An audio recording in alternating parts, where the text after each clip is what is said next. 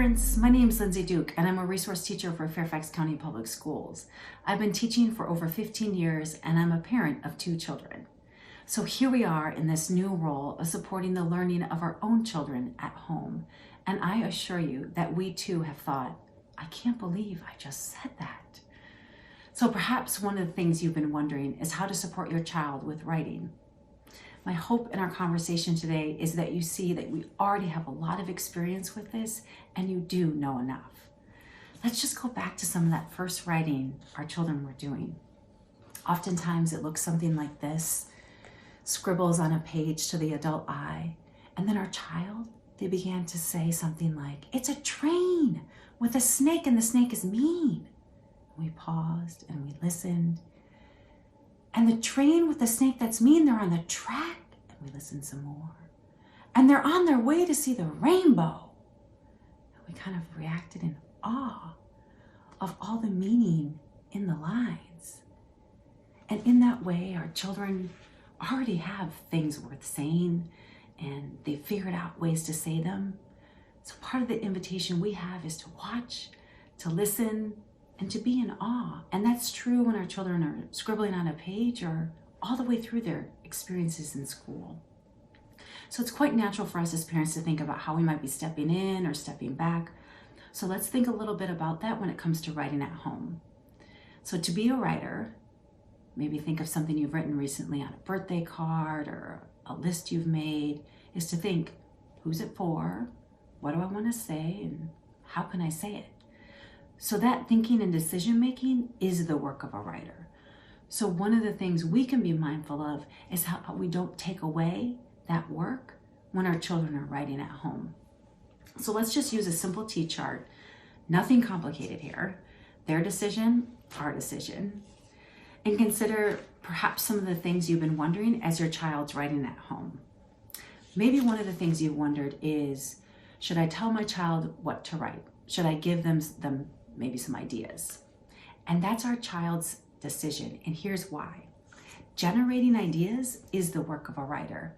And when we tell our kids what to write, we're actually limiting their opportunity to use strategies and ways they have for generating their own ideas.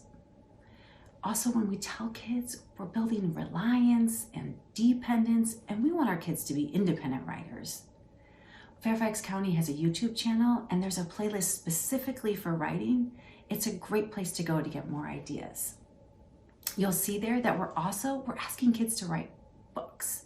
And the reason for this is when we think about all those opportunities our kids have had to sit on our laps and read picture books and maybe have a favorite that they read again and again and again. It's in those experiences that our children are developing a strong understanding for how this kind of writing works. They're also able to envision possibilities and decisions they might make when they go to work on a book of their own. So that's just one reason why. Maybe something else that you're wondering about is the idea of like pictures and words. Should my child be using less pictures, more words? And that again is our child's decision. And here's why. The ways in which our children are using pictures and words reveal to us that they understand that authors use both. So we don't need to get in their way or jump in, because the ways in which they're choosing to use pictures and words demonstrate that they understand, and their approximations reveal to us that they're learning. So let's just think of one approximation that we already have had experience supporting with our children. Let's go back to when they were first writing their name. I'm going to set this down real quick. When our children were first starting to write their name, oftentimes they'd write 1 letter or 2 letters. And we knew there was so much intelligence in that which was partially known. We knew that with more time and more opportunities to think, what letter comes next? What letter comes next? Our child would expand their understanding and they would begin to write all the letters in their name. And they did. And the same is true when it comes to punctuation, when it comes to writing in a particular genre, when it comes to forming different kinds of sentences. When we allow our kids to live in their known, it becomes the birthplace for like risk-taking and problem-solving, linking the edge of their known to new learning. So let's go back to our little T chart here. And possibly one other thing, maybe you've been wondering a lot of things, but one other thing that I thought maybe you'd be wondering about is that idea of to tell or to listen. Should I tell my child, go fix, or you what to fix, or just listen? And that's our decision. And what we need to know is that listening really matters in the development of writing. And here's why. Writers need time to talk. Just think, writers talk to develop ideas, writers talk to plan and organize their ideas, writers talk, I'm thinking like when I reread or talk out loud about my writing, I often notice things that I can revise and edit. I think oftentimes like when I want to share some of my writing with others, I talk about it. So in that way, our children need someone who will listen and listen often.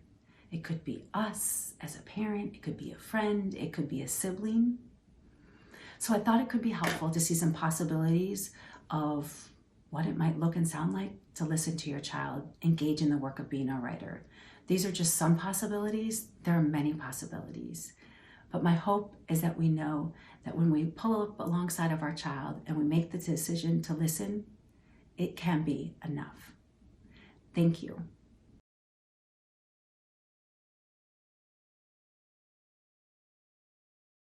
So I think I should put this quote, maybe I should put, if the principals force them not to wear hats, I want to put that quote. I think I'm going to put, if the principals forced them not to wear hats and hoods, they will feel upset and unsafe. The hat might also be an important part of the outfit. Oh, sorry. And taking it away would be one less way to express themselves. So that's two different things, right? One is about expressing yourself and one is about safety. This right there, they're kind of adding. Is it true that in your paragraph from the kids' point you have 2 points? One of the kids' points is about expression and one's about being comfortable. Oh, comfortable. Okay. All right. So I think I'm going to add that 2 sentences because that's, I think, good. So I'm going to copy. You're taking the little part of that and put it in the paragraph that fits. Are you going to do it as a direct quote? Yep. I'm just going to say, I think I'm just going to say they, because they didn't write me back yet. Okay. No, it didn't work. You could say the person's, if you don't want to use the person's name, you can always just say another 5th grader or something like that. Oh, okay. Yeah. Is it Control C? I hope it's that. Yeah. Control C is copy. It's in Control. And then once you put it in there, just read it again and see if it flows. Oh, okay. Right here. I could say, what should I say? Like, go away, fly. Another 5th grader thinks blah blah blah. Perfect.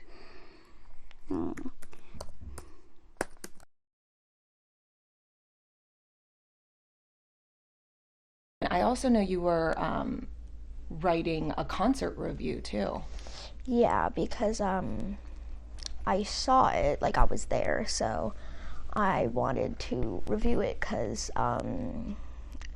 there's no concert review or like synopsis for it, and like I thought like, well, no one's writing it, so I guess I'll do it. It's almost like you're documenting what you saw. Yeah. So you can like always remember it. Yeah. Okay.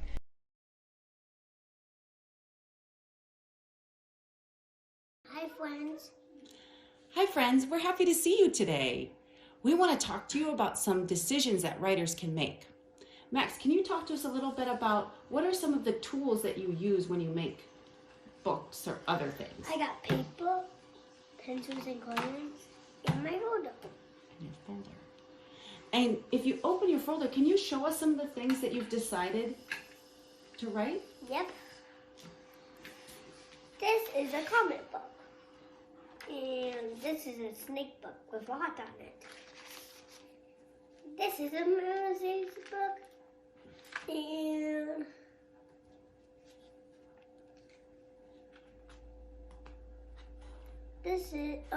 And this is a hammer book. And this is the ABC chart.